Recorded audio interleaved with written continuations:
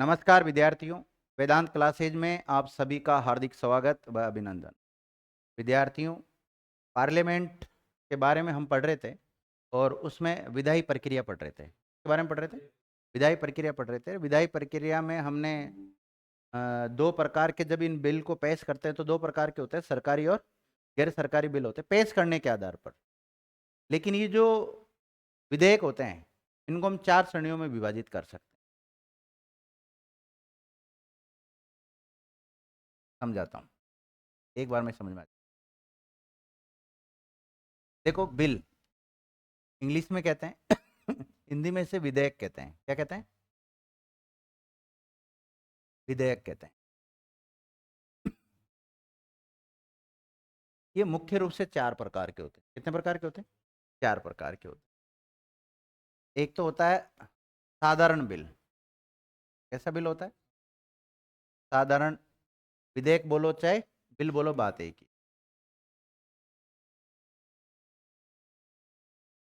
एक होता है वित्त विधेयक। कौन सा विधेयक? वित्तीय विधेयक। और जितने भी वित्त विधेयक मतलब जितने भी धन विधेयक होते हैं वो वित्त विधेयक के अंतर्गत ही आते हैं। तो अलग से पढ़ते हैं हम धन विधेयक। कौन सा विधेयक? धन विधेयक। और एक होता है हमारे जो संविधान होता है ना, उसमें संशोधन करना। संविधान संशोधन बिल या विधेयक। तो धन विधेयक हो गया।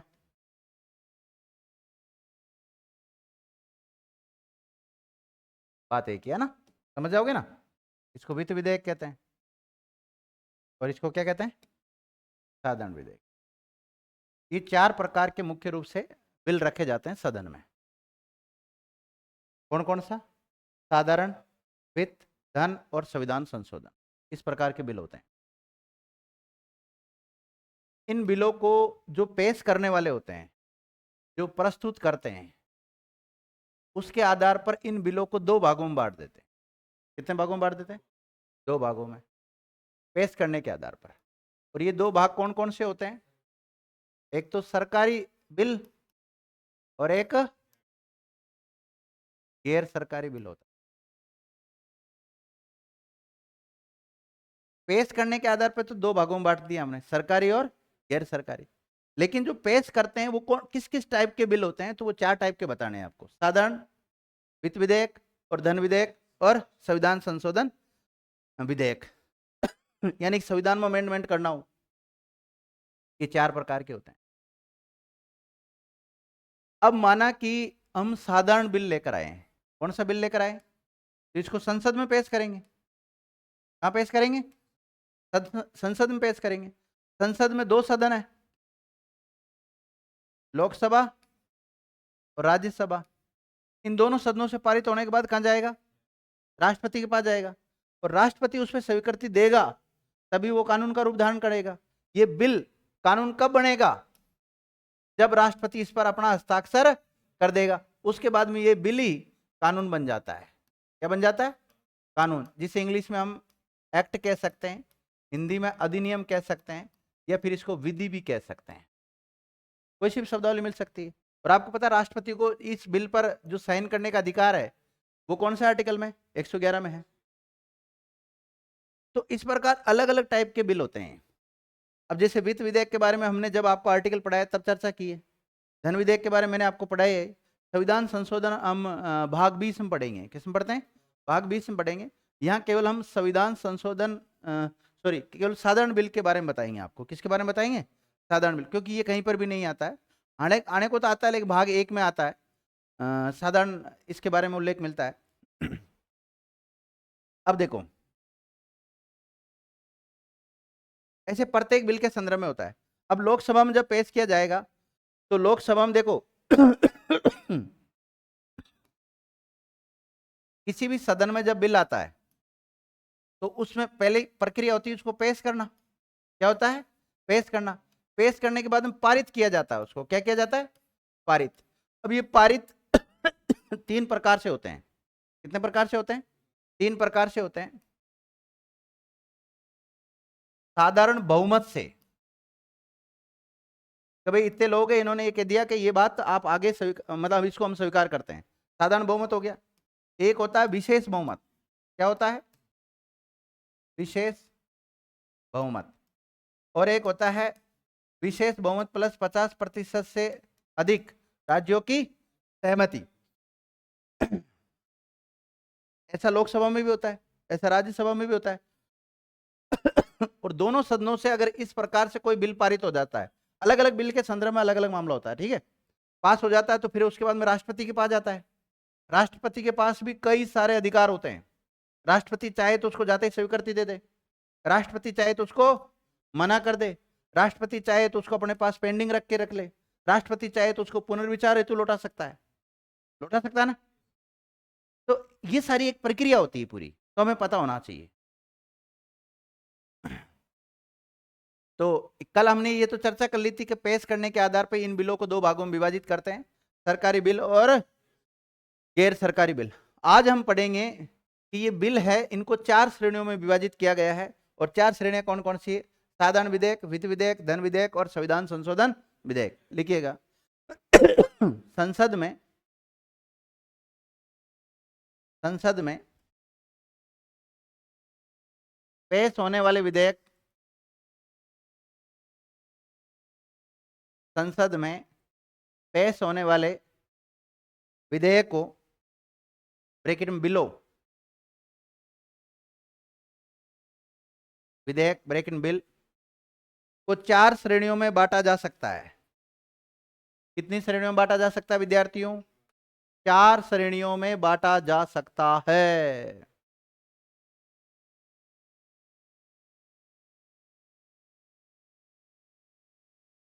चार श्रेणियों में बांटा जा सकता है। पहली श्रेणी का नाम लिखो,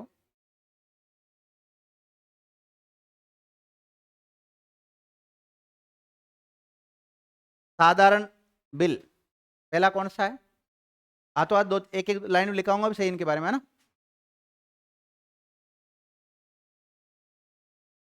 पहला लिखो साधारण बिल या विधेयक।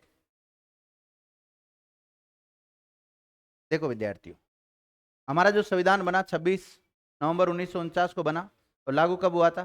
26 जनवरी 1950। उसके बाद में कई बार उसमें अमेंडमेंट किए गए हैं। तो संविधान में अमेंडमेंट करना मतलब संविधान संशोधन बिल लाना पड़ेगा। और वित्त और धन एक जैसे होते हैं उन्हें को तो, लेकिन धन कोई भी वित्त विधेयक, धन विधेयक होगा, इसका निर्णय कौन करेगा? लोकसभा का स्पीकर करता है। ध्यान रखना, कौन करता है? लोकसभा का स्पीकर करता है। तो मैंने आपको लिखाया भी था जब ये धन विधेयक में पढ़ा रहा था कि सभी धन विधेयक वित्त विधेयक होते हैं, लेकिन सभी वित्त विधेयक धन विधेयक नहीं होते हैं।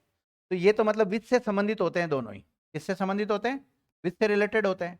और ये वित्त से संबंधित नहीं होता है। तो कई लोग है ना इसको 3 भेद करते हैं। इसके कितने भेद करते हैं? 3। कैसे? 1, 2 और 3। धन विधेयक को नहीं करते वो। तो धन विधेयक को क्या किसमें मानते हैं? वो वित्त विधेयक मानते हैं। लेकिन आपने देखा दोनों की प्रक्रिया अलग अलग चलती, दोनों का पेश करने का तरीका भी अलग है, इनके जो रूल्स बने हुए हैं वो भी अलग है। चलो जो भी है, सबसे पहले हम साधारण विधेयक के बारे में लिखना चाह रहे हैं। साधारण विधेयक के बारे में लिखो, वित्तीय विषयों के अलावा, वित्तीय विषयों के अलावा अन्य सभी विषयों से संबंधित, वित्तीय विषयों के अलावा अन्य सभी विषयों से संबंधित विधेयक को ही साधारण विधेयक कहते हैं। क्या कहते हैं? साधारण विधेयक कहते हैं।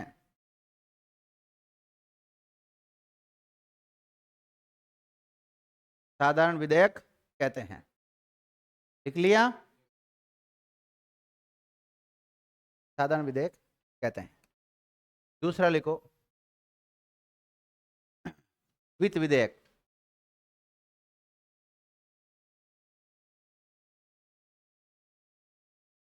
दूसरा कौन सा बिल है? वित्त विधेयक। लिख लिया? लिखो। देखो हम ये कह सकते हैं वित्तीय विषय से संबंधित बिल क्या कहलाता है? वित्त विधेयक कहलाता है। तो लिखिएगा, वित्तीय विषयों से संबंधित वित्तीय विषयों से संबंधित बिल को ही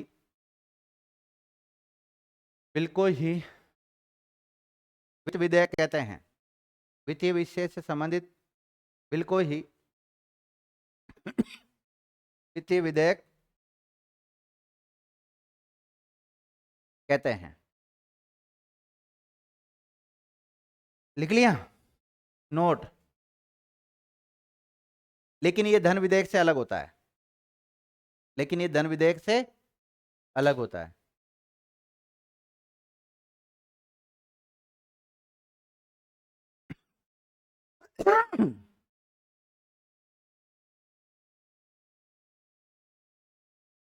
लिख लिया। अब लिखो आप धन विधेयक। धन विधेयक लिख लिया। धन विधेयक। अब देखो ये वित्त से संबंधित होता है। किससे संबंधित होता है? वित्त से संबंधित होता है। लेकिन ये कौन सा वित्त विधेयक धन विधेयक होगा, इसका निर्णय कौन करता है? लोकसभा का स्पीकर। अधिक जानकारी के लिए आप अनुच्छेद 110 देख सकते हैं, क्योंकि 110 में इसकी परिभाषा मिलती है और अनुच्छेद 109 में इसकी प्रक्रिया मिलती है। ठीक है, लिखिएगा। यह भी वित्तीय विषयों से संबंधित होता है। यह भी वित्तीय विषय से संबंधित होता है। वित्तीय विषयों से संबंधित होता है। लिख लिया। लिखो इसके अंतर्गत करारोपण मतलब कर लगाना, करारोपण और लोक व्यय, पब्लिक खर्चा कर, पब्लिक के लिए जो खर्च होता है ना, जन व्यय, लोक व्यय से संबंधित मामले आते हैं। से संबंधित मामले आते हैं।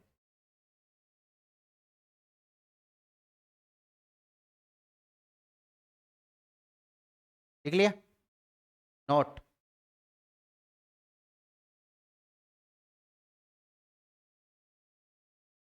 धन विधेयक का निर्णय लोकसभा का स्पीकर करता है।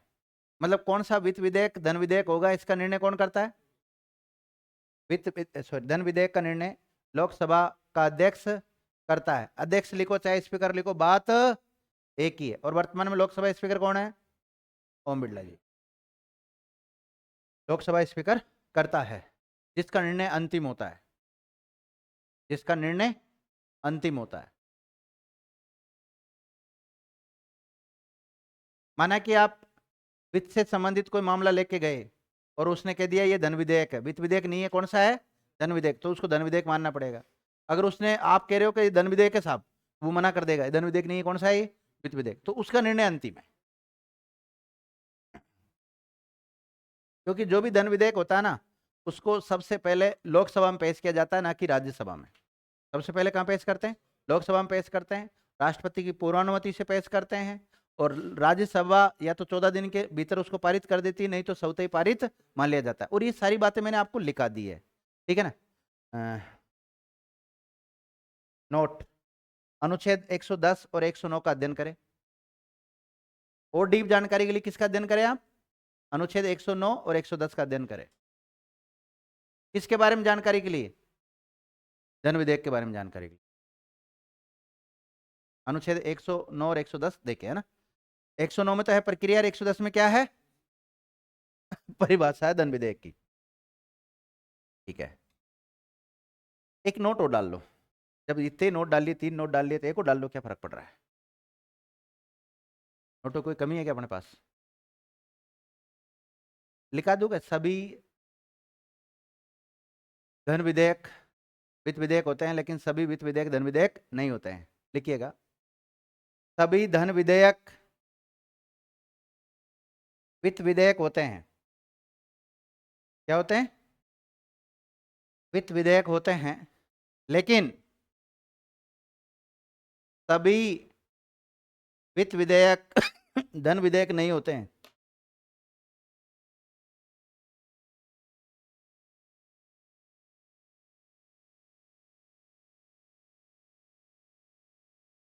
सभी धन विधेयक वित्त विधेयक होते हैं, लेकिन सभी वित्त विधेयक धन विधेयक नहीं होते।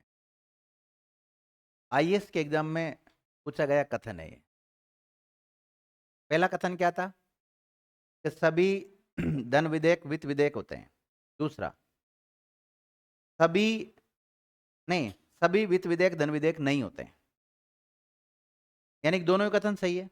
उसमें दे रखा था कथन एक सही है, कथन दूसरा सही है, कथन पहला और दूसरा दोनों गलत है, कथन पहला और दूसरा सही है, दोनों कथन सही है। ऐसे क्वेश्चन आ, बात यही थी, लेकिन उसने विकल्प घुमा दिए बस कथन में बना के, और फिर 4 विकल्प बना दिए। वर्ष तो मुझे याद नहीं है कौन सा वर्ष था, शायद 14 था या 16 के आसपास था, उसमें पूछा गया सवाल है।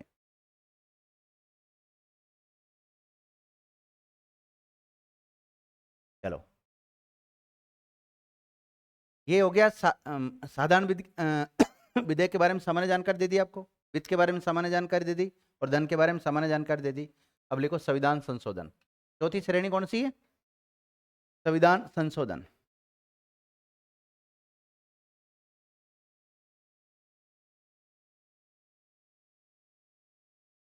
लिख लिया? अब देखिएगा विद्यार्थियों, हमारा जो संविधान बना, ये बना था 26 नवंबर 1949, और लागू कब हुआ था? 26 जनवरी 1950 को। इसके बाद में आज लगभग 75-76 साल हो गए हैं, तो इसके बाद में समय तो चेंज हुआ है ना भाई। परिस्थितियां उस समय अलग थी, आज की परिस्थिति अलग है, तो समय के हिसाब से चेंज करना अनिवार्य हो जाता है। तो संविधान में भी कई बार जो संसद के द्वारा अमेंडमेंट किया गया है, किसके द्वारा? संसद के द्वारा अमेंडमेंट किया जाता है। संविधान में जो संशोधन किया जाता है, उससे संबंधित जो बिल लेकर आते हैं, वो संसद में लेकर आते हैं। कहां पर लेकर आते हैं? संसद में लेकर आते हैं। तो संविधान संशोधन से रिलेटेड जो बिल लाए जाते हैं, उन्हीं को क्या कहते हैं? लिखो, संविधान के उपबंधों में संशोधन करने के लिए, संविधान के उपबंधों में, यानी कि संविधान में जो प्रावधान कर रखे हैं ना, उसमें अगर कोई चेंज करना चाहते हो, तो उससे रिलेटेड जो बिल लेकर आते हो, उसी को क्या बोलते हैं? संविधान संशोधन बिल कहते हैं। एक मिनट, क्या लिखा आपने? संविधान के उपबंधों में परिवर्तन करने हेतु, परिवर्तन के ब्रैकेट में संशोधन लिख सकते हैं, परिवर्तन करने हेतु जो बिल लाया जाता है, उसे संविधान संशोधन बिल कहते हैं। इसे क्या कहते हैं? संविधान संशोधन बिल या विधेयक कहते हैं।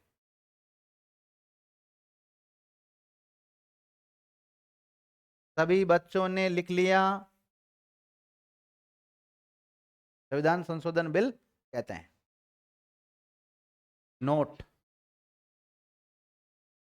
अब देखो विद्यार्थी, पूरा एक चैप्टर है आपके, भाग 20। कौन सा है? भाग 20। भाग 20 में पूरा संविधान संशोधन से रिलेटेड मिलता है। अब तक 106 संविधान संशोधन हो चुके हैं। तो अधिक जानकारी के लिए कौन से भाग का अध्ययन करें आप? भाग 20 का अध्ययन करें। देखो, अधिक जानकारी के लिए भाग 20 का अध्ययन करें। ठीक है। अब देखो, संविधान में संशोधन करने का जो अधिकार है, वो केवल केंद्र को, राज्यों को नहीं है। यानी कि संसद को है, राज्य के विधानमंडलों को नहीं है। लिखिएगा, संविधान में संशोधन करने का अधिकार, संविधान में संशोधन करने का अधिकार केवल संसद के पास है। केवल संसद के पास है। केवल संसद के पास है। केवल संसद के पास है। लिख लिया? किसके पास है भाई? केवल संसद के पास है, राज्यों के विधानमंडल के पास नहीं है। राज्यों के विधानमंडल के पास नहीं है।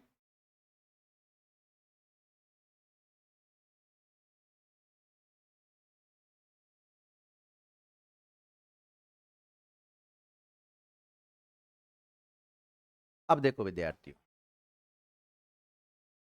अब ये तो चलो आप पढ़ लेंगे, संविधान संशोधन अलग से आपको दे रखा है, ये भी दे रखा है, ये भी दे रखा है, लेकिन ये कहीं पर भी नहीं दिया हुआ है।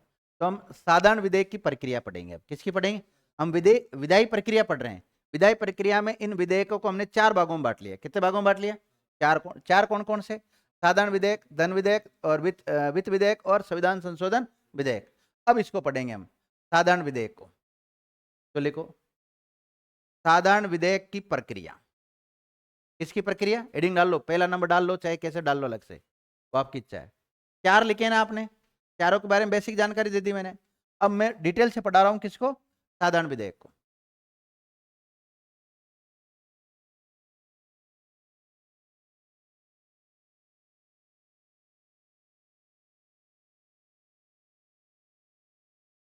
लिख लिया? बढ़ू आगे? ओके। साधारण विधेयक की प्रक्रिया मतलब जब इसको पेश किया जाता है तो क्या प्रक्रिया होती है? पहले कौन से सदन में पेश किया जाता है? लोकसभा में लाया जाता है, राज्यसभा में लाया जाता है। लोकसभा में लाया जाता है तो वहां पर क्या सिस्टम रहता है, राज्यसभा में क्या सिस्टम रहता है, फिर राष्ट्रपति के पास जाता है तो उसके पास क्या अधिकार होते हैं साधारण बिल को लेकर, वो सारी चीज मैंने पता ना। राष्ट्रपति ने अगर इस पर स्वीकृति दे दी तो कानून बन जाएगा। फिर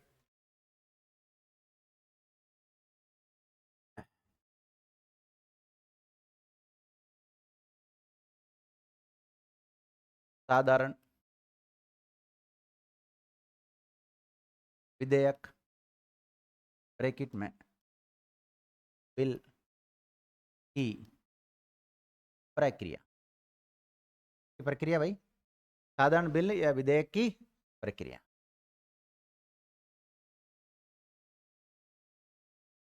देखो सेंटर के संदर्भ में कानून बनाने वाली संस्था कौन है? संसद है। तो इसको संसद में पेश किया जाता है। कहाँ पेश किया जाता है? संसद में पेश किया जाता है। और जब इसको संसद में पेश करते हैं तो संसद में 2 सदन है।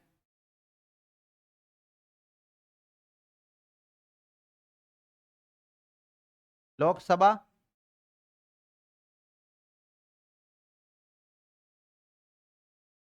और राज्यसभा।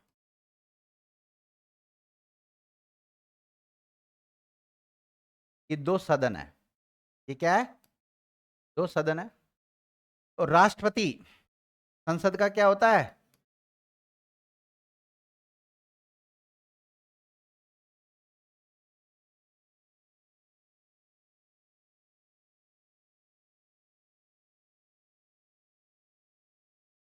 अभिन्न अंग होता है।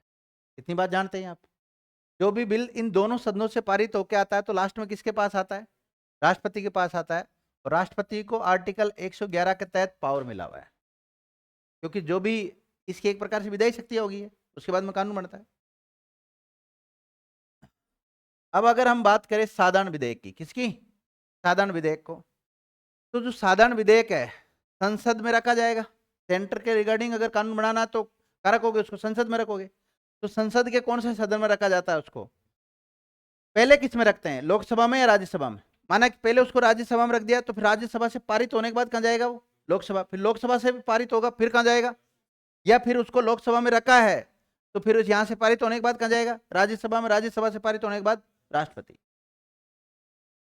आपने धन विधेयक पढ़ा होगा। धन विधेयक को सबसे पहले जो पेश करने की जो कार्रवाई की जाती है वो कहां पे रखते हैं? उसको लोकसभा में रखते हैं। राज्यसभा में तो बाद में जाता केवल 14 दिन के लिए। लेकिन साधारण विधेयक में ऐसा नहीं है। साधारण विधेयक को किसी भी सदन में रखा जा सकता है। पहला पॉइंट क्या है अपना? साधारण विधेयक को किसी भी सदन में पेश किया जा सकता है।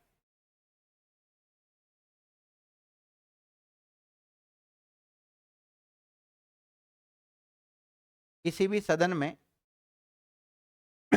पेश किया जा सकता है।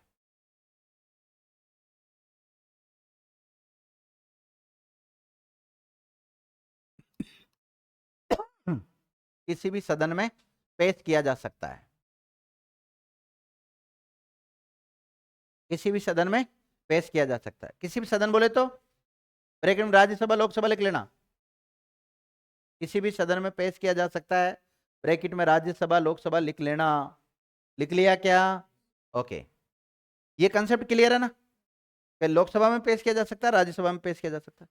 अब आती पेश करने वाली बात। क्या आती है? पेश करने वाली। इसको सरकारी सदस्य पेश करेगा, गैर सरकारी सदस्य पेश करेगा। सरकारी सदस्य का मतलब है मंत्री या कोई सदस्य पेश कर सकता है। तो विद्यार्थियों, इसको सरकारी या गैर सरकारी दोनों ही पेश कर सकते हैं। लिखिएगा, इसे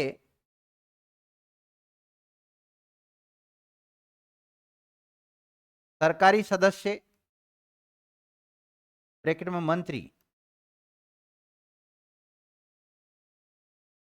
ऑब्लिक गैर सरकारी सदस्य,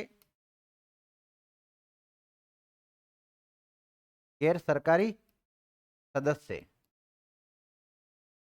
ब्रैकेट में संसद का सदस्य, जिसे हम सांसद कहते हैं। क्या बोलते हैं उसे? संसद के सदस्यों को क्या बोलते हैं भाई? सांसद कहते हैं। इंग्लिश में एमपी, शॉर्ट में मेंबर ऑफ पार्लियामेंट। तो इसको एमपी भी पेश कर सकता है, इसको मंत्री भी पेश कर सकता है, इसको सरकारी सदस्य भी पेश कर सकता है, इसको गैर सरकारी सदस्य पेश कर सकता है। अब पेश करने के आधार पर विद्यार्थी, ये सरकारी बिल भी हो सकता है और गैर सरकारी बिल भी हो सकता है। लिखिएगा, नोट अर्थात ये सरकारी बिल ऑब्लिक गैर सरकारी बिल हो सकता है।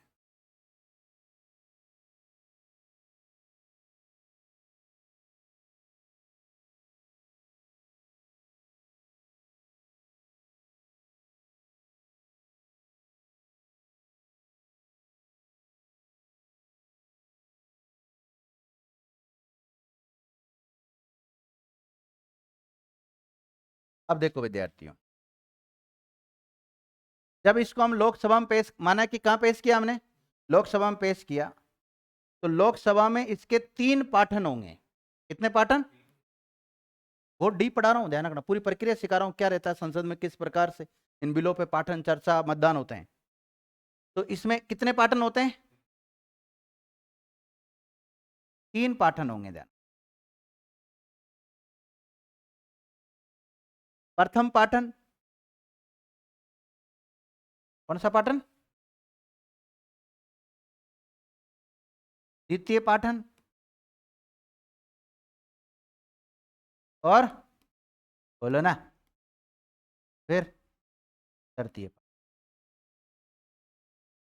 माना कि लोकसभा में पेश किया गया, तो इसको कितने पाठन कितने पाठन होंगे? इसके 3 पाठन होंगे। और राज्यसभा में भी 3 पाठन होंगे। अब माना कि यहां से जाएगा तो फिर वहां पर भी 3 पाठन होंगे। ठीक है, फिर उसके बाद कहां जाएगा? ये राष्ट्रपति के पास जाता है। और राष्ट्रपति के पास भी कई सारे विकल्प होते हैं, वो उसको स्वीकृति दे सकता है, अस्वीकार कर सकता है, पुनर्विचार हेतु लौटा सकता है ना, बहुत सारे विकल्प होते हैं ना। वो सारी चीजों को हम देखेंगे। मैं केवल साधारण विधेयक के बारे में बता रहा हूं आपको, धन विधेयक के बारे में नहीं बता रहा हूं, वित्त विधेयक के बारे में नहीं बता रहा हूं, और ना ही संविधान संशोधन के बारे में बता रहा हूं, केवल साधारण विधेयक की प्रक्रिया बता रहा हूं आपको। और फिर जब यहां से पारित होता है, तो जैसे माना कि लोकसभा इसको पारित करेगी, जब तो कहां जाएगा? ये राज्यसभा में जाएगा। लोकसभा से पारित होगा तो लोकसभा से किस बहुमत से पारित होता है? साधारण बहुमत से, विशेष बहुमत से, विशेष प्लस 50% से अधिक राज्यों की सहमति से। 3 प्रकार से पारित किया जाता है, ध्यान रखना, किसी भी बिल को। थोड़ा सा ब्रॉड माइंड रखो, आराम से समझ जाओगे, ऐसी कोई दिक्कत वाली बात नहीं। और 2-4 बार अगर इस वीडियो को देखोगे तो आराम से सीख जाओगे आप। लिखो, साधारण विधेयक को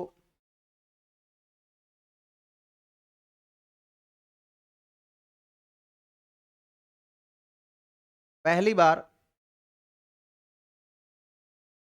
जिस सदन में रखा जाता है, जिस सदन का मतलब लोकसभा या राज्यसभा हो सकता है ना, जिस सदन में रखा जाता है उसमें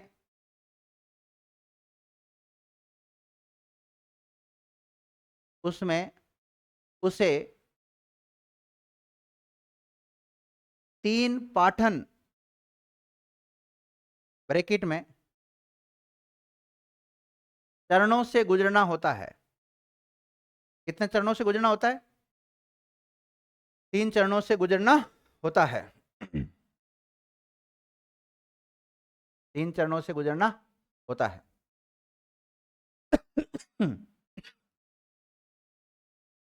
लिख लिया? लिखो प्रथम पाटन।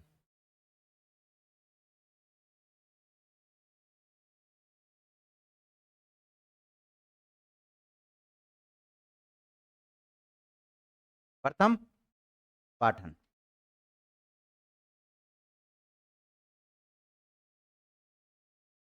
पहला हेडिंग क्या डालोगे आप? प्रथम पाठन। लिखो इसके अंतर्गत विधेयक को, ब्रैकेट में बिल को पेश करना एवं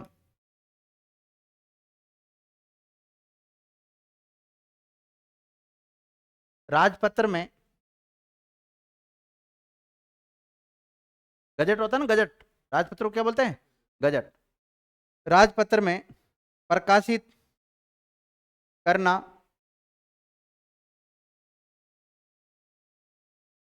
वापिस बोलना, सेंटेंस जमा नहीं।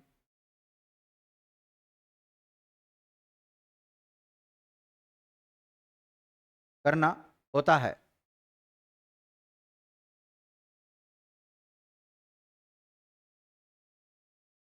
पेश करना होता है।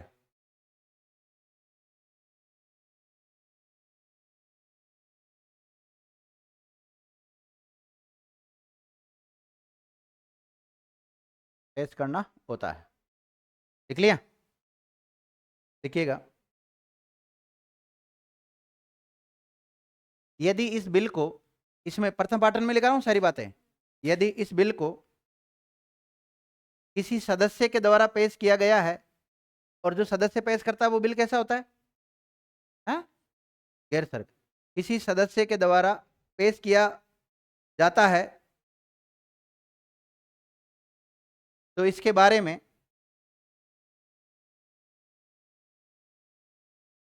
उसे पहले ही अग्रिम सूचना देनी होती है।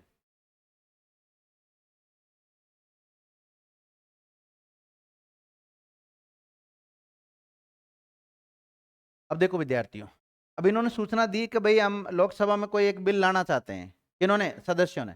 अब सूचना दे दी किसको? लोकसभा के अध्यक्ष को। अब लोकसभा का अध्यक्ष परमिशन देगा तो ही इसको पेश किया जाएगा, नहीं तो पेश नहीं किया जाएगा। तो जब इसको लोकसभा में पेश किया जाता है, लोकसभा का अध्यक्ष इसको अनुमति दे देता है, तो इसका उद्देश्य बताना होता है इनको कि भाई हम ये जो बिल लेकर आए हैं ये क्यों लेकर आए हैं, इसका उद्देश्य बताना होता है। कहां पर? लोकसभा में। लिखिएगा, यदि सदन, सदन बोले तो लोकसभा राज्यसभा ना, जिसमें भी पहले पेश किया जा रहा है उसको, यदि सदन उसको पेश करने की अनुमति देता है, किसको? साधारण विधेयक को। सदन उसे पेश करने की अनुमति देता है तो जो भी इसे पेश कर रहा है, तो जो भी इसे पेश करता है उसे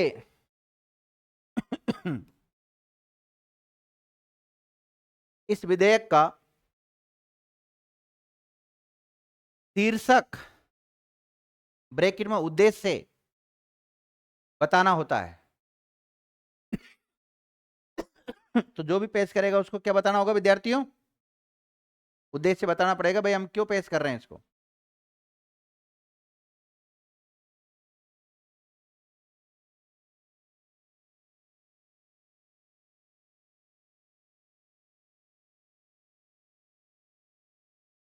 लिख लिया विद्यार्थियों?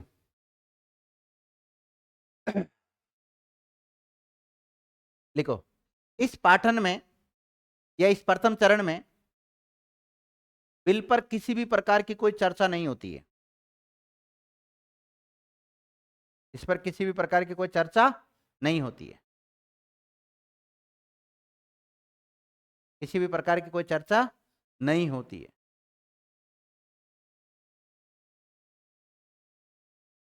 ठीक है, मैंने कहा ना, इस एक बिल को जैसे माना कि लोकसभा में रखा तो इसको 3 चरणों से गुजरना होगा। कितने चरणों से? 3 चरणों से गुजरना होगा। तो प्रथम चरण तो क्या है विद्यार्थी इसका? तो बिल को पेश करने से पहले अनुमति लो, इसका टाइटल बताओ, और अगर आपको अनुमति मिल जाती है उसके बाद में टाइटल बताना होगा, और उसके अलावा इसको गजट में भी प्रकाशित करवाना होगा। राजपत्र में क्या करवाना होता है? प्रकाशित करवाना होता है। तो ये सारी, और इस पे चर्चा नहीं होती अब तक, अभी तक चर्चा नहीं हुई है इस बिल पर। आपको पता है सामान्यतः चर्चा होती है, मतदान होते हैं, पारित किया जाता है उसको, वो सारी प्रक्रिया चलती है, लेकिन अभी तक चर्चा नहीं हुई है। यानी प्रथम पाटन में किसी भी बिल पर किसी प्रकार की कोई चर्चा नहीं होती है। ठीक है, यहां तक हो गया। अब क्या लिखेंगे हम? दूसरा पाटन।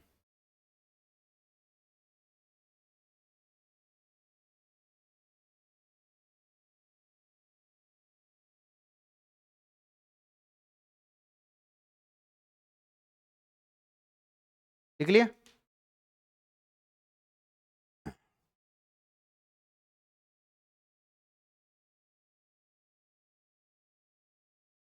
देखो विद्यार्थियों, ये जो दूसरा पाटन है ना, किसी भी बिल को पेश करते हैं तो उसका सबसे महत्वपूर्ण चरण कौन सा होता है? सेकंड पाटन। लिखो, यह बिल पेश करने का सबसे महत्वपूर्ण चरण होता है।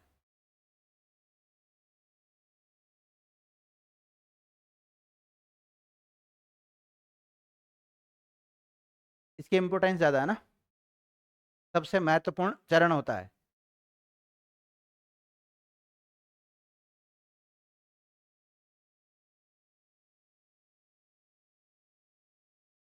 अब जो बिल पेश किया गया है, सदन में पेश कर दिया, माना कि लोकसभा में पेश किया है, तो उस बिल पर, बिल की विस्तृत रूप से समीक्षा की जाती है। क्या की जाती है? लिखिएगा, इस चरण में बिल की विस्तृत समीक्षा की जाती है। क्या की जाती है विद्यार्थियों? विस्तृत समीक्षा की जाती है।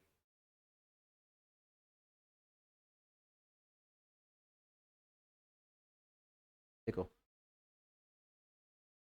देखो, इस चरण में विधेयक को या बिल को अंतिम रूप प्रदान किया जाता है। समीक्षा होगी तो एक बार अंतिम हो गया एक प्रकार से, है ना, अंतिम रूप प्रदान किया जाता है। इस चरण में अंतिम रूप प्रदान किया जाता है। विद्यार्थियों, जिस दिन कभी आ गया ना क्वेश्चन ये वाला, तो विस्तृत समीक्षा कौन से पाठन में होती है? प्रथम पाठन, द्वितीय पाठन, तृतीय पाठन, चतुर्थ पाठन, ऐसे नाम दे सकते हैं एग्जामिनर, फिर गड़बड़ होगा आपका। होगा कि नहीं होगा? तो कौन से पाठन में इसकी विस्तृत चर्चा होती है विद्यार्थियों? द्वितीय पाठन में होती है। तो ये हो गया।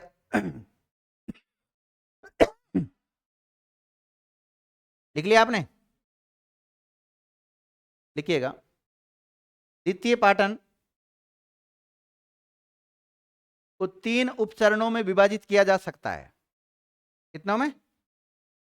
3 उपचरणों में विभाजित किया जा सकता है।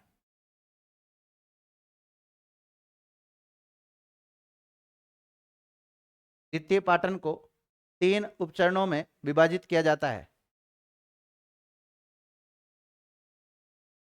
पहला,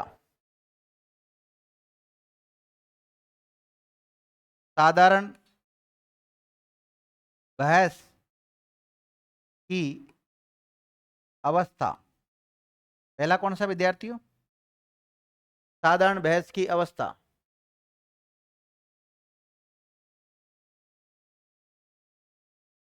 दूसरा लिखो, समिति के द्वारा जांच की अवस्था। संसदीय समितियां होती हैं बहुत सारी, समिति के द्वारा जांच की अवस्था। समिति के द्वारा जांच की अवस्था। और तीसरा लिखो विद्यार्थियों,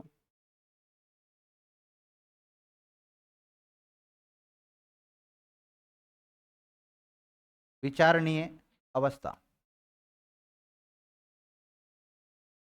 देखो, साधारण विधेयक को हम संसद में रखते हैं। किसमें रखते हैं? संसद में। संसद में 2 सदन होते हैं, लोकसभा राज्यसभा। किसी भी सदन में रखा जा सकता है, माना कि हमने लोकसभा में रखा है, तो अगर इसको राज्यसभा में रखते हैं तो वहां पर भी 3 पाठन होते हैं, ध्यान रखना। सेम सेम प्रक्रिया, क्योंकि किसी भी सदन में रखो, जिस सदन में आप रख रहे हो ना, शुरुआत कर रहे हो, तो वहां पर 3 पाठन होते हैं शुरुआत में। कितने पाठन होते हैं? 3 पाठन होते हैं। माना कि हमने फॉर एग्जाम्पल लोकसभा में रख दिया। कहां पर रखा? लोकसभा में रखा, तो यहाँ पर 3 पाठन हो रहे हैं इसके। कितने पाठन हो रहे हैं? प्रथम पाठन, द्वितीय पाठन और तृतीय पाठन। प्रथम पाठन में क्या क्या होता है मैंने बता दिया आपको। द्वितीय पाटन में क्या होता है ये भी मैंने बता दिया कि विस्तृत समीक्षा होती है, सबसे इंपॉर्टेंट चरण होता है। सबसे इस विधेयक जो पेश किया आपने इसको लगभग अंतिम रूप दिया जाता है इसमें, ठीक है। और इसको 3 उपचरणों में विभाजित किया जा सकता है। 3 उपचरण कौन कौन से? साधारण बहस की अवस्था, और समिति के द्वारा जांच की अवस्था, और विचारणीय अवस्था। अब इसमें पहला लिखो आप, साधारण बहस की अवस्था।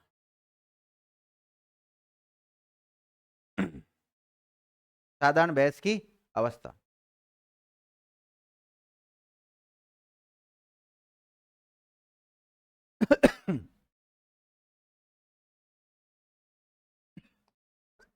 खांसी रुकने का नाम नहीं ले रही, क्या हो गया?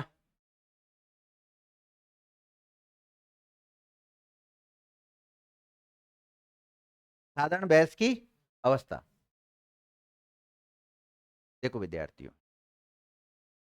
पहले जब भी कोई बिल लाया जाता था तो उसको हार्ड कॉपी में लाते थे। हार्ड कॉपी मतलब फोटो कॉपी वगैरह जो होती है ना, इसको बोलते हैं हार्ड कॉपी। मतलब कोई बिल लेकर आए तो पूरी एक प्रकार से फाइल तैयार करके लेके आते थे, और वो फाइल सभी सदस्यों को दी जाती थी। बाकी जो भी संसद के सदस्य होते हैं, लोकसभा में रखा गया तो लोकसभा के सारे सदस्यों को दी जाएगी, राज्यसभा में रखा तो राज्यसभा के सारे सदस्यों को दी जाएगी, ताकि वो भी तो देखेंगे ना भाई इसमें क्या लेकर आए हो आप। और आजकल वो सिस्टम नहीं, आजकल तो वो उनके पास वो होता है, टैबलेट होता है, उस टैबलेट में भेज देते हैं, वो फाइल भेज देते हैं, मतलब पीडीएफ फॉर्मेट में भेज देते हैं आजकल तो पेपर की कितनी बचत कर रहे हैं बताओ। जैसे माना कि अ, इतना मोटा, मतलब एक फाइल थी किसकी, कोई भी बिल लेकर आए, इतनी मोटी फाइल थी, तो अब इसकी जितने भी सदस्य हैं उनको एक एक कॉपी देनी पड़ेगी, तो कितना कागज वेस्ट होता था बताओ। होता था कि नहीं होता था? हैं? जो भी है पढ़ते नहीं पढ़ते, लेकिन एक बार तैयार तो होती थी ना। तो अब इतनी मोटी फाइल तैयार होती तो कितने कागजों का नुकसान होता था। तो आप आज सॉफ्ट कॉपी में हो गया था, एक पीडीएफ बना कर भेज दो सबको। चलो लिखो, इस अवस्था में विधेयक की छपी हुई सभी प्रतियों को सभी सदस्यों को दिया जाता है। प्रति होती है ना, प्रति कॉपी, वो सदस्यों को देते हैं। इस अवस्था में विधेयक की छपी हुई प्रतियां, कॉपी, सभी सदस्यों को दी जाती है।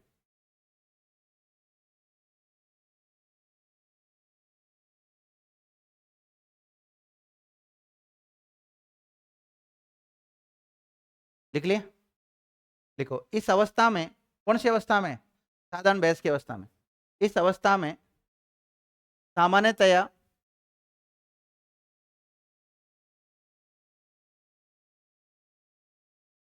विधेयक के सिद्धांतों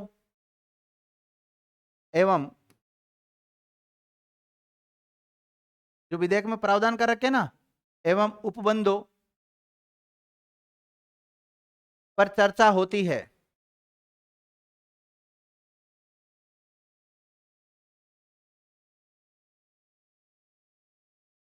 विधेयक के सिद्धांतों एवं उपबंधों पर चर्चा होती है, लेकिन बिल पर विस्तार से विचार विमर्श नहीं होता है।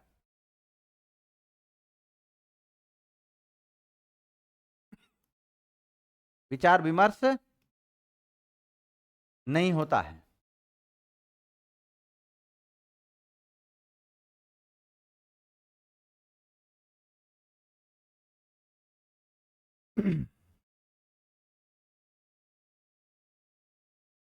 लिखो,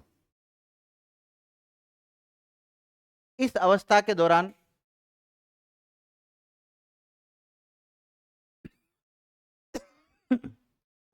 सदन निम्नलिखित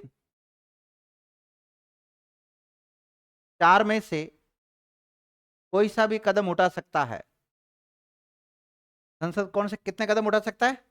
4 कदम उठा सकता है, कोई सा भी 4 में से कोई सा भी एक, है ना।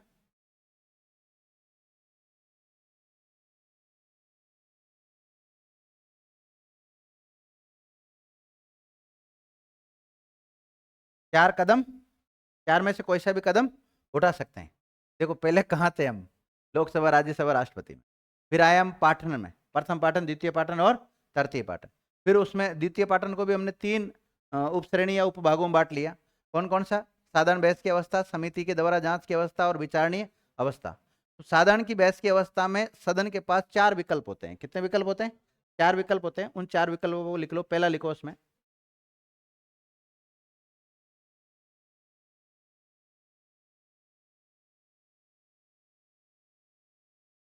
तुरंत चर्चा की जा सकती है। तुरंत क्या की जा सकती है? तुरंत चर्चा की जा सकती है, या इसके लिए कोई अन्य दिनांक निर्धारित की जा सकती है। तुरंत चर्चा कर ले, या फिर डेट बता दे भाई इतनी तारीख को इस पर चर्चा करेंगे, है ना, या अन्य दिनांक निर्धारित की जा सकती है।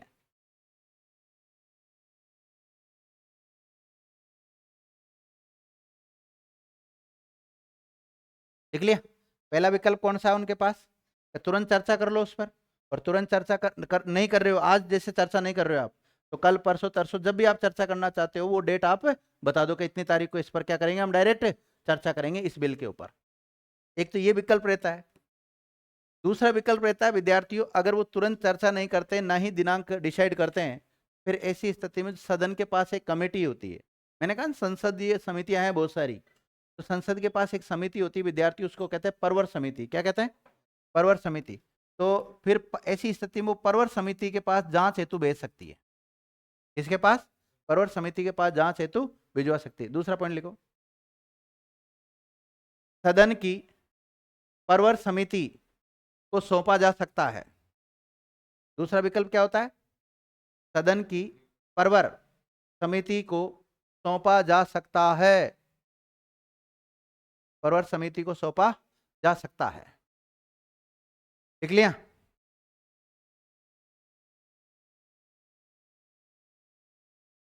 ये प्रत्येक सदन में होती, जांच करने का काम करती।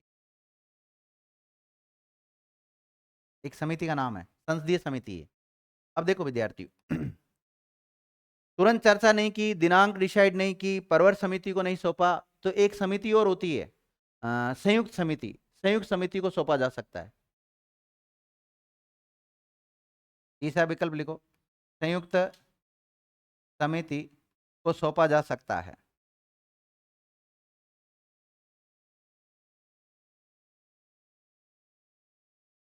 क्या किया जा सकता है? ये परवर समिति, संयुक्त समिति, उन बिल को सौंपा जाता है, ऐसे साधारण बिल जो कोई सदस्य लेकर आता है। कौन लेकर आता है? क्योंकि पारित नहीं करवाना, इनको कैसे करके उसको अटका के रखना है। वही मंत्री अगर लेके आता तो इतना फालतू नाटक करते नहीं, डायरेक्ट ही मंत्री लेकर आता तो सामान्यतः तो ये होता है, जैसे पेश किया तो उसमें तुरंत चर्चा चालू कर देते हैं। ये तो एक मतलब तरीका है उलझाने का। ये मतलब व्यवहारिक ज्ञान के अनुसार बता रहा हूँ। बाकी देखो जो नियम बना रखे संसद के द्वारा, जो नियम बना रखे, नियमों में तो ये सारी चीजें हैं। तो आपके पास 4 विकल्प होते हैं। 4, पहला कौन सा? तुरंत चर्चा कर लो, या फिर डेट डिसाइड कर दो भाई कितनी तारीख को चर्चा करोगे। दूसरा होता है परवर समिति को जांच के लिए भेज दो, या फिर संयुक्त जो कमेटी होती है उसके पास क्या कर दो, आप जांच हेतु भेज दो। या फिर जो आप बिल लेकर आए हो, चौथा विकल्प क्या होता है सदन के पास? चौथा विकल्प ये होता है कि इस बिल को क्या कर दो, आप सार्वजनिक कर दो जनता की राय लेने हेतु। हाँ जी, कोई फिक्स नहीं होता, अलग अलग सिस्टम होता है सबका।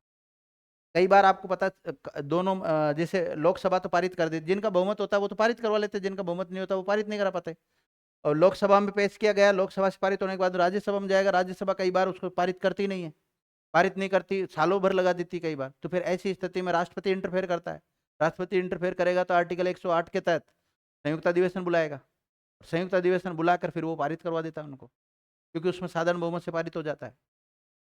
और अगर सरकार का सदन में बहुमत ही नहीं है, तो इसका मतलब आप बहुमत नहीं है तो आप सरकार चला ही नहीं पाओगे। आपको त्याग पत्र देना पड़ेगा, आपका सरकार गिर जाएगी। फिर दूसरा जो भी बड़ा दल है उसको सरकार बनाने के लिए राष्ट्रपति कहेगा भाई आप सरकार बनाओ। 3 विकल्प लिख लिया, चौथा लिखो, जनता के विचार जानने के लिए, जनता का विचार जानने के लिए सार्वजनिक किया जा सकता है।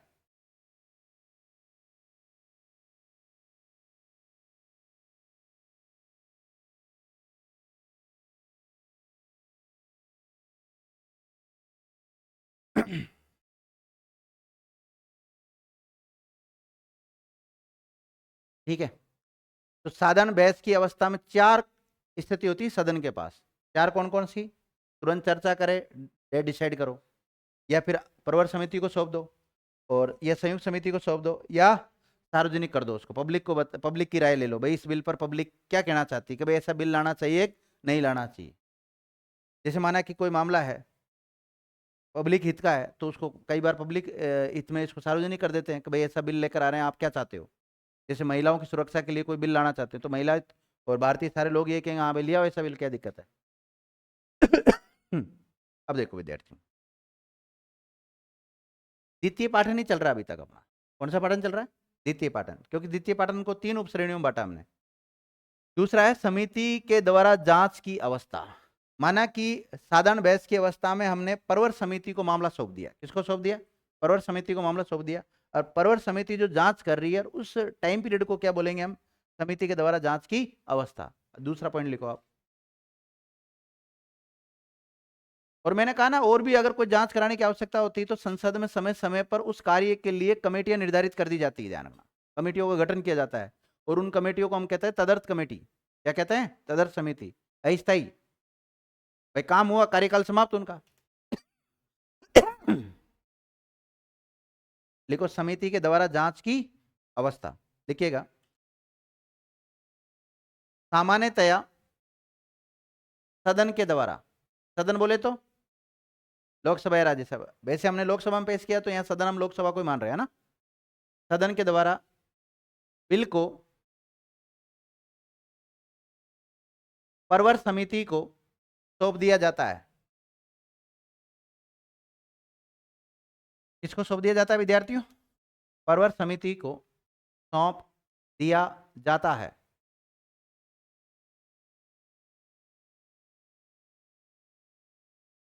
जो कि इस बिल का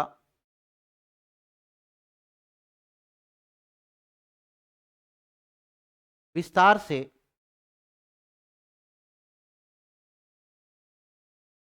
पब्लिक खंडवार, मतलब टुकड़े कर करके, पार्ट कर करके उसके, है ना, विस्तार पूर्वक ऑब्लिक खंडवार, खंडवार अलग अलग पार्ट में, खंडवार विचार करती है, ब्रैकेट में जांच करती है,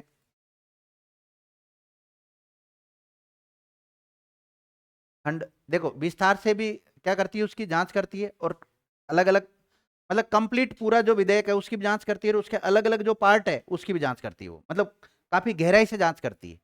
लेकिन उसके बावजूद भी ये जो परवर समिति जो जांच कर रही है, इसको ये अधिकार नहीं है कि ये जो मूल रूप से जो बिल लेकर आए हैं उसमें संशोधन नहीं कर सकती। वो क्या लिखा आपने? खंडवार जांच करती है, लेकिन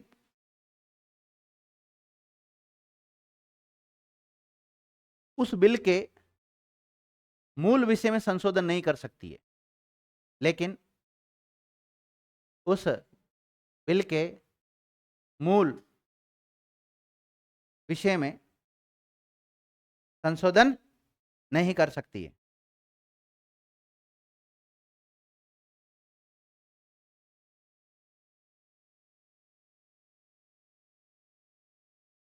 ठीक है, अब संशोधन वगैरह नहीं करी, इसने जांच कर ली। जांच करके अपनी जांच रिपोर्ट किसको सौंपेगी? ये वापस अपने सदन को। माने कि लोकसभा में रखा तो वापस ये बिल कहां पे चल जाएगा? लोकसभा के पास चल जाएगा। अब एक नोट और डाल सकते हैं, इस समिति की जांच के बाद, इस समिति की, ज्यादा गर्मी लग रही है क्या? इस चलाऊं? थोड़ी देर रुक जाओ, थोड़ी देर रुक जाओ, मेरे इच्छी क्या क्या लेकर रहा था। इस समिति के जांच के बाद ये बिल वापस सदन को सौंप दिया जाता है। भाई सदन ने तो समिति को सौंपा था, और समिति वापस सदन को सौंपेगी कि नहीं सौंपेगी? बताओ, यस या नो?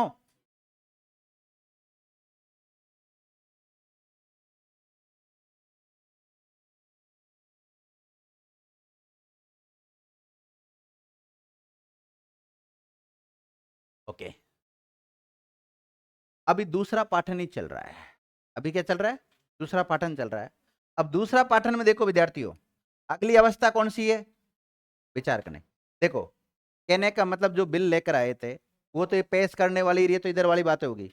सब कुछ रेडी हुआ के समीक्षा करने का काम द्वितीय पाठन में किया जा रहा है।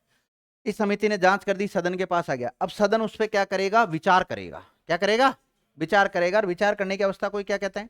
विचारणीय अवस्था कहते हैं। प्रत्येक खंड पर विचार करेगा। जो बिल लेकर आए ना, उसके प्रत्येक चैप्टर पे पूरा विचार किया जाएगा। इसमें लिखो, विचारणीय अवस्था में लिखो परवर समिति की जांच के बाद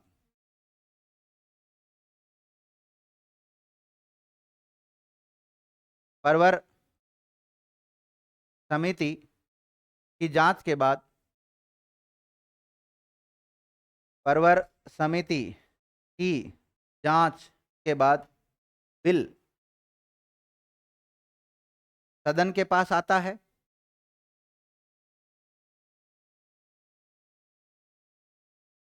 और सदन के द्वारा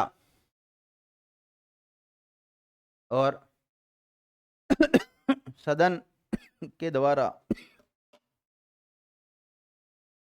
बिल के सभी उपबंधों पर या सभी उपबंधों की, बिल में जो भी प्रावधान कर रखे हैं ना, बिल के सभी उपबंधों की समीक्षा की जाती है।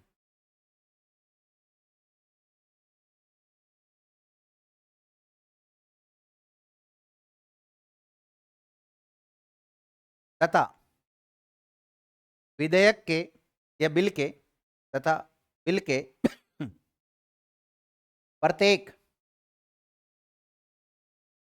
उपबंध पर खंडवार चर्चा और मतदान होता है।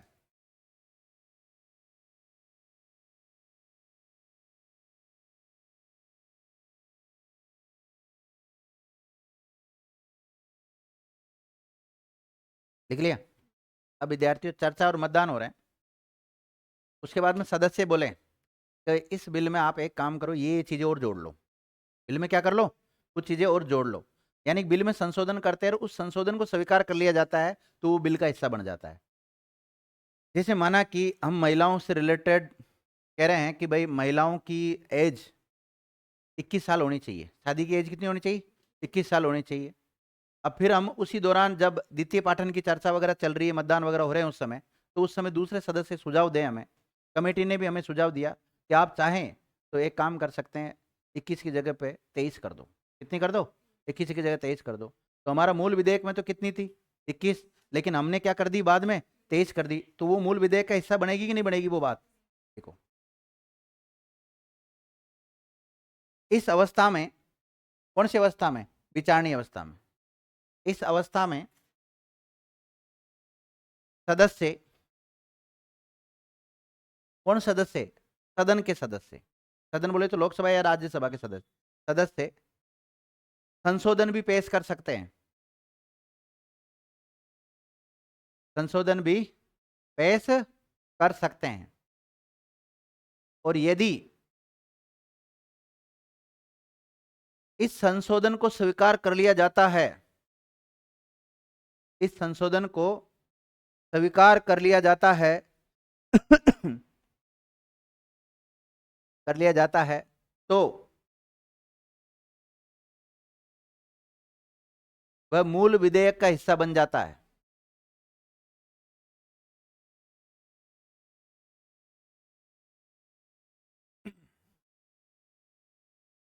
यानी कि विद्यार्थियों, जो भी हम बिल लेकर आए हैं और उस बिल में उस सदन में अगर अमेंडमेंट करना चाहते हैं तो वो सारा जो अमेंडमेंट होता है वो प्रथम चरण में होगा या द्वितीय चरण में होगा? द्वितीय चरण में होगा। किस में होगा? द्वितीय चरण। और द्वितीय चरण की भी कौन सी अवस्था में? साधारण बहस की अवस्था में, समिति के द्वारा जांच की अवस्था में, या विचारणीय अवस्था में? विचारणीय अवस्था में। ऐसे सवाल बनते हैं ना पॉलिटिकल साइंस के, तब आदमी का माथा खराब होता है, भयंकर वाला। ये सवाल पूछे कहां से गए हैं? फॉर एग्जाम्पल देखा होगा आपने, 125 में से 6 का ही नंबर आया था। कितने का आया था? मिनिमम नंबर 40% नंबर केवल 6 जने ही लेके आ पाए थे। वो लेक्चरर बनने की तरफ जा रहे थे, वो सब बिठा दिया सबको। ये हो गया विद्यार्थियों, 2 पाठन हो गए इसके। कितने पाठन हो गए? 2 पाठन। अब लिखें आप तृतीय पाटन।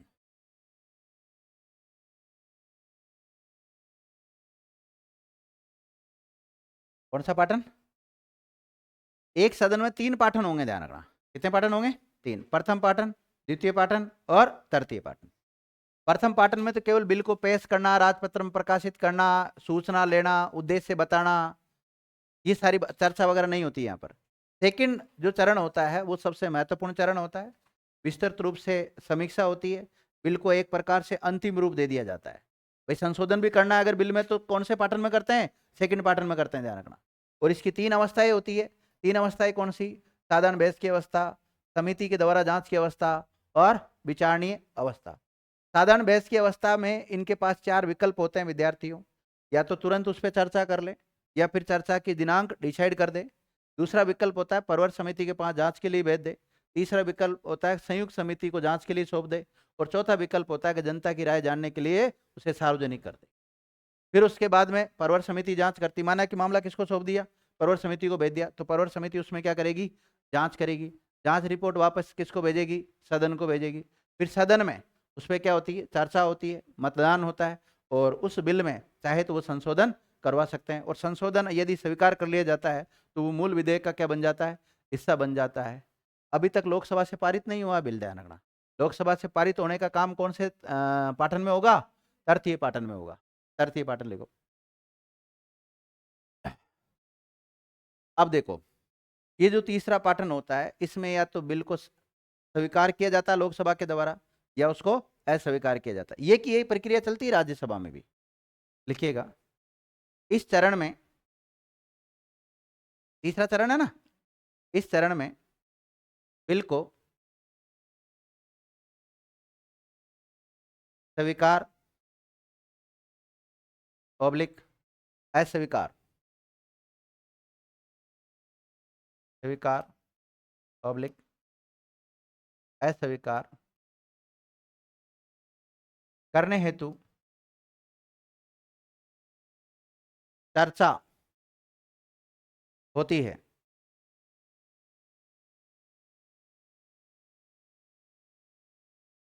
लिख लिया? आगे लिखो। इस चरण में बिल में, बिल बोले तो विधेयक है ना, बिल में कोई भी संशोधन नहीं किया जा सकता। संशोधन नहीं किया जा सकता।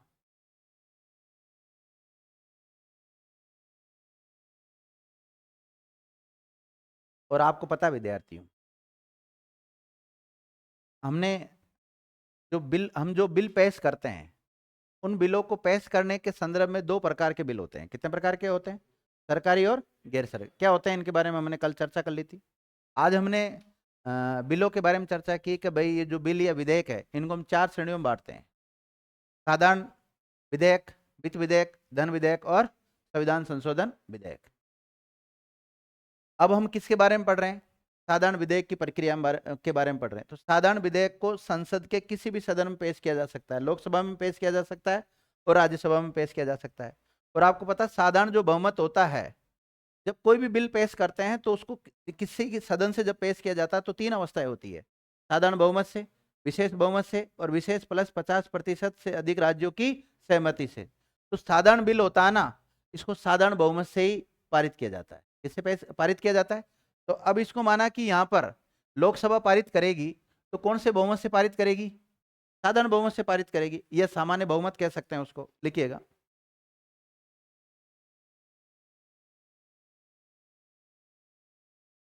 देखो, यदि सदन, सदन बोले तो अगर लोकसभा में पहले पेश किया तो लोकसभा, राज्यसभा में पहले पेश किया तो राज्यसभा। यदि सदन इसे बहुमत से, ब्रैकेट में साधारण बहुमत, क्योंकि साधारण ही तो विधेयक हो गया और साधारण बहुमत हो गया, इसलिए बच्चे थोड़ा सा कंफ्यूज हो जाते हैं इसमें। बहुमत से, ब्रैकेट में साधारण बहुमत से पारित कर देता है पारित कर देता है, तो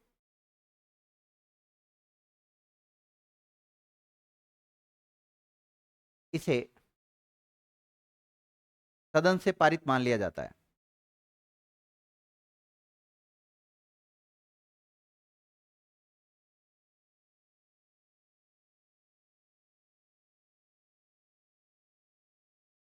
अब देखो विद्यार्थियों, लोकसभा से पारित हो गया, साधारण बहुमत से पारित हुआ। किससे हुआ है? साधारण बहुमत से पारित हुआ।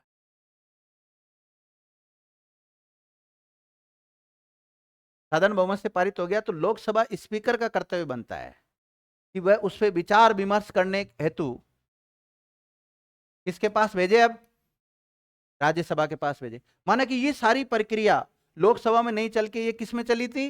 राज्यसभा में चली थी। राज्यसभा से साधारण बहुमत से पारित हो गया तो अब कहां जाएगा? लोकसभा के बाद। और जब दोनों सदन इसको साधारण बहुमत से पारित कर देंगे, अलग अलग दोनों सदन इसको अलग अलग साधारण बहुमत से पारित कर देंगे, तो ये माना जाएगा कि इसे संसद ने पारित कर दिया। किसने पारित कर दिया? संसद ने पारित कर दिया। लेकिन फिर उसके बाद में किसके पास अटकेगा जाकर? राष्ट्रपति के। अब राष्ट्रपति चाहे तो स्वीकृति दे सकता है, राष्ट्रपति चाहे तो उसको रोक के रख सकता है, कर सकता है ना राष्ट्रपति। तो वो राष्ट्रपति का क्षेत्राधिकार देखेंगे। अभी तक तो हम सदनों का क्षेत्राधिकार देख रहे हैं। लिखो विद्यार्थियों,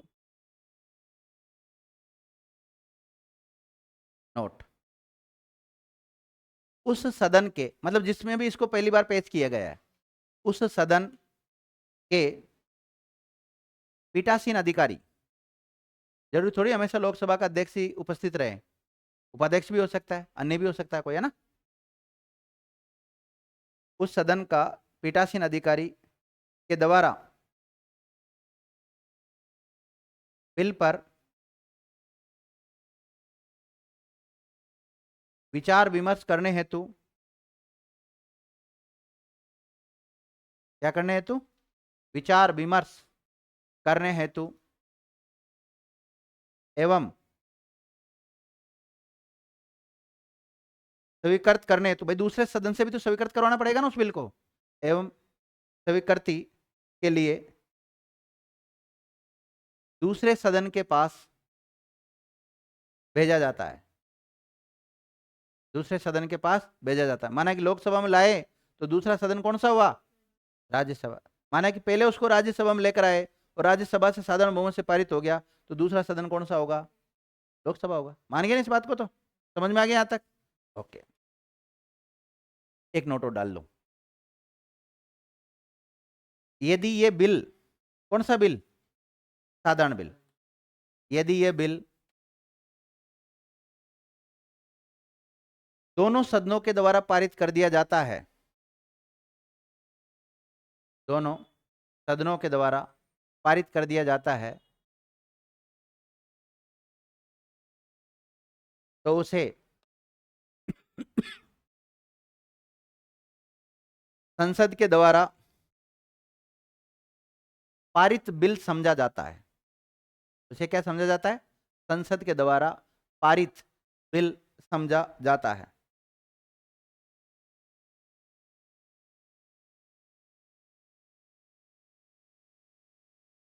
लिख लिया विद्यार्थी? चलो,